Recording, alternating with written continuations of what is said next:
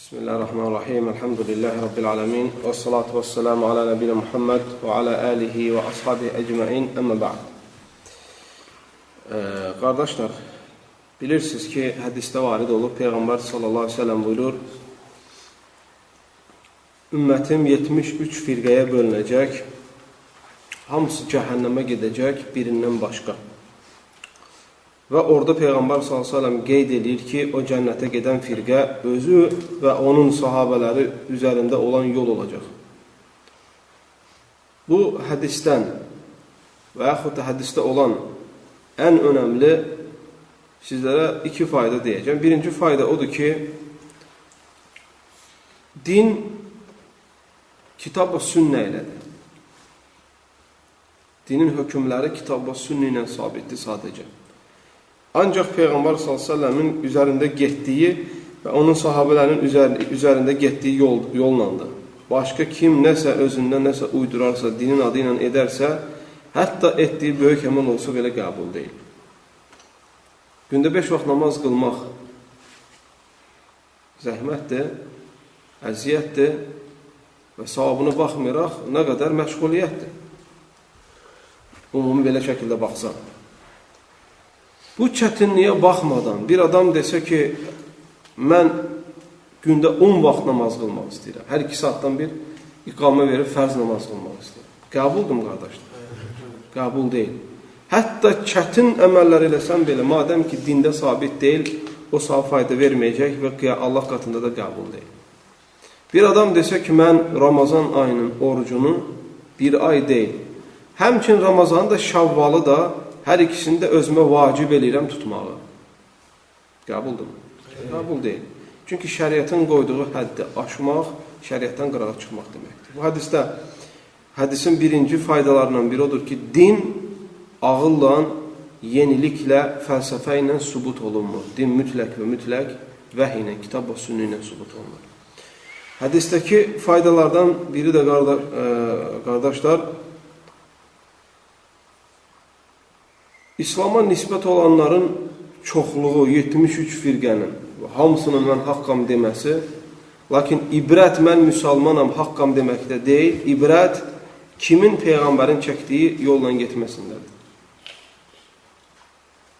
İbrət buradadır. Ona görə bugünkü gündə, yəni Peyğəmbər s.ə.v-in dönəmindən bugünkü gündə baxsaq, nə qədər firqələr peyda olur. Belə ilk firqələrdən Xavariclərin firqəsi, hansı ki, Peyğəmbər s.ə.v döyüşlərin birində və yaxud da Xaybər döyüşündə olan qənimməti sahabələrə paylayarkən götürsən bu qismini, götürsən bu qismini.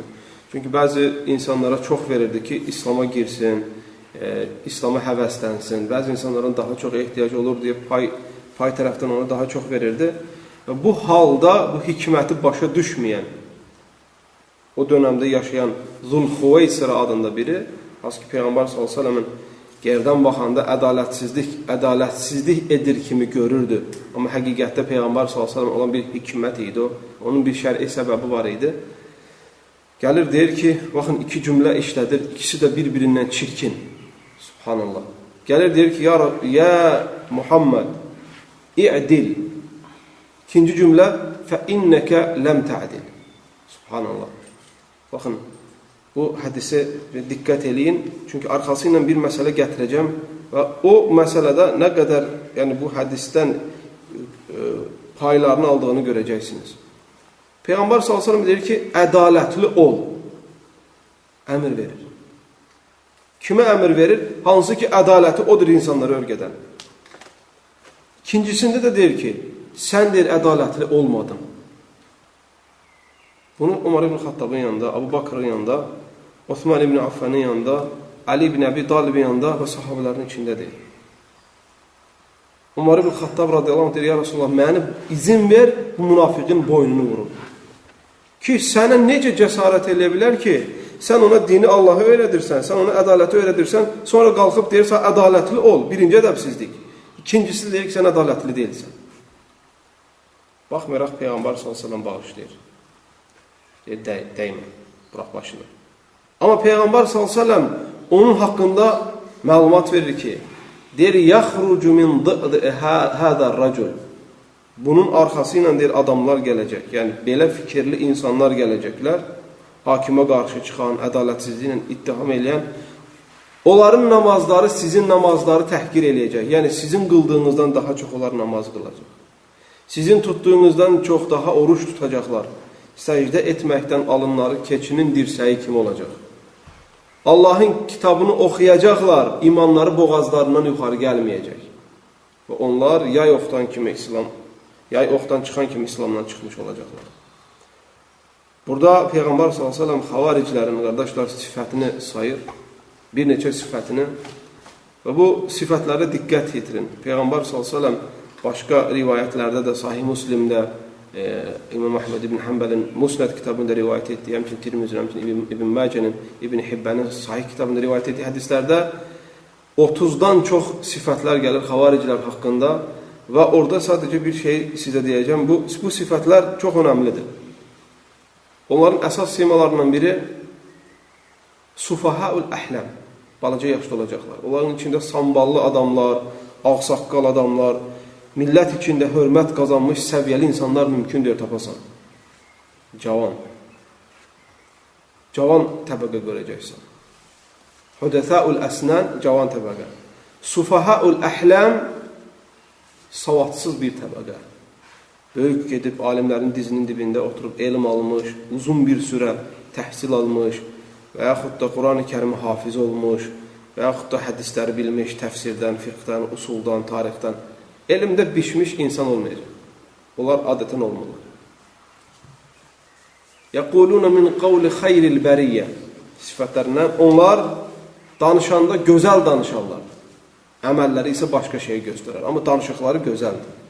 Çağırırlar, dəvət edirlər, reklam edirlər, nə isə, amma əməlləri bunun əksini göstərər. Onların sifətlərindən. Və həmçinin ən məşhur sifətlərindən yəquluna min qavli xayril bəriyyə la yucavizu hanacirahum imanahum hanacirahum və hanacirahum imanahum. Onlar ən gözəl sözdən danışarlar və imanları boğazdan aşağı düşməzlər. Yəni, nə deməkdir bu? Dəqiqədə bir hal dəyişərlər. Gək onlara dəstək, gək bunlara dəstək, gək bu söz deyir, gək o söz deyir.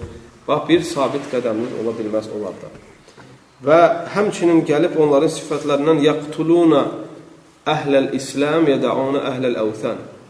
Müsəlmanları kəlmə şəhadət əhlini öldürərlər, murtəd deyib, kafir deyib, satqın deyib və bütə ibadət edənlərə, Allahdan qeyrisinə ibadət edənlərə toxunmazlar. Qəbrə ibadət eləsin, bütə ibadət eləsin, nə bilim, getsin başqa məxluqatlara ibadət eləsin, onların işi yoxdur. Sadəcə və sadəcə la ilahə illallah dedinsə, müsəlmanam dedinsə, ancaq onların işi sənləndir. Madəm ki, o səhvin içində deyilsənsə.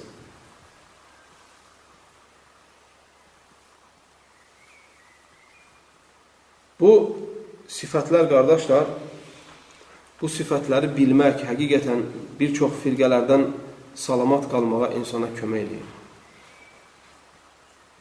Və ən xüsusi sifətlərindən biri dəlil gətirirlər, ayə ilə danışır kimi özlərini göstərirlər. Amma ayənin məsələyə heç aidiyyəti olmur. Məsələn, gəlir danışır nədən? Dəstəmazı pozan şeylərdən.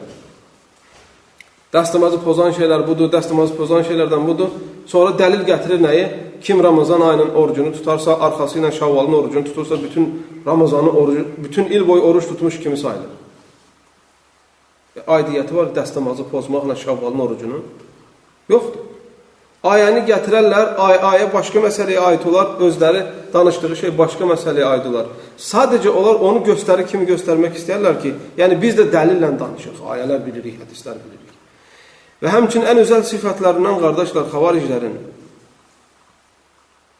dəlili yersiz yerə işlədərlər. Yəni, aid olmayan məsələyə. Abdullah ibn Ömər radiyallahu anhu deyir ki, kafirlərə nazil olan ayələri onlar götürüb müsəlmanlara tətbiq edirlərdi. Kafirlərə nazil olan, kafirlər haqqında Allah nazil etdiyi ayələri götürüb müsəlmanlara tətbiq edirlərdi. Bunu kimdir də? Sahabələrin ən məşhur alimlərindən olan Ömər ibn Xattabın oğlu Abdullah radiyallahu anhu. Nə dedilər Əli radiyallahu anhunu öldürmək istəyəndə, Əli radiyallahu anhun ordusunu qırmaq istəyəndə sahabəni, xəlifəni nə dedilər? İnil hukmu illə lillah. Hökm ancaq Allahındır. Və şək yoxdur. Bir müsəlman şək eləyirmi ki, hökm Allahın deyil. Hökm Allahındır, Allahdan başqa hökm sahibi yoxdur. Kimsə bunu inkar edə bilməz. Amma bu ayəni gətirməkdə məqsədləri müsəlmanları öldürmək idi. Təkfir eləmək idi, kafir görmək idi müsəlmanları. Yəni bir məsələdə sən xata elədinsə, Allahın endirdiyinin hökm eləmədinsə, kafirsən demək istəyirlərdi. Halbuki özləri təpədən dırnağa müxalifdirlər şəriətdə. Özlərində olan müxalifəti əsla görməzlər, qəbul eləməzlər. Səndəki hər bir xatanı İslamdan səni çıxardan şəkildə görərlər. Ki, bu xata səni İslamdan çıxardır. Və güya ki, Osman radiyallahu anhunu öldürdülər, xavariclər, Əli radiyallahu anhu da onu öldürənlərdən intiqam almadı, bununla Allahın endirdiyinin hökm eləmədi və İslamdan çıxdı. Ona görə radiyallahu anhu deyir ki, İmam Buxari gətirir sahih kitabında, deyir, kəlimətu haqqin uridə bihəl batil. Kəlimə haqdır. Lakin onunla batil məna, batil anlayış istəyirlər onlar. Və bunları bilmək, qardaşlar, elmi məsələdir bunlar. Şəri bil ki, ondan qoruna biləsən, xeyri bil ki, onu əməl edə biləsən. Və bunları bilmək də inşallah bu fitnədən, fəsaddan qorunmanın səbəblərindəndir. Allah iştifadın adını etsin. Və sallallahu səlləm və barik alə nəbinə Muhammed və alə alihi və sahbihi ecmaîn. İxlasla.com saytı tərəfindən təqdim olundu.